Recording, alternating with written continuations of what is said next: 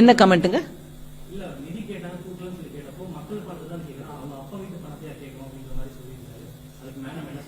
அவங்க பாஷை எப்போதும் அப்படிதானுங்க.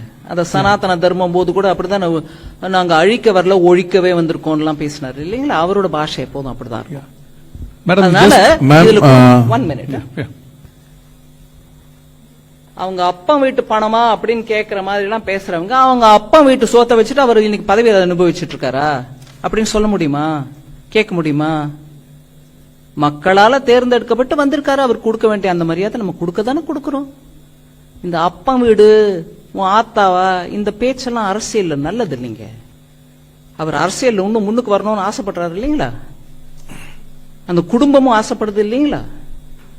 பேசுற பாஷை மொழி அவங்க தாத்தா பேர்பட்ட தமிழ் அறிஞர். Tamil. Excuse me, who's in a hurry, yaar? Please. Just hold on. Let me finish. He is also your colleague. I'm answering him.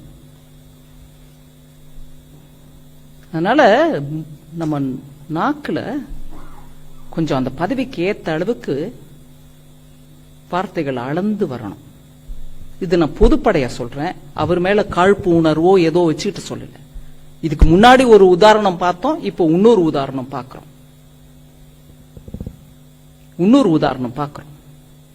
மக்கள் அங்க மழையில அவஸ்தப்பட்டு இருக்கும்போது அனுப்பி கொடுத்தது சென்ட்ரல் கவர்மெண்ட் டிசாஸ்டர் ரிலீஃப்.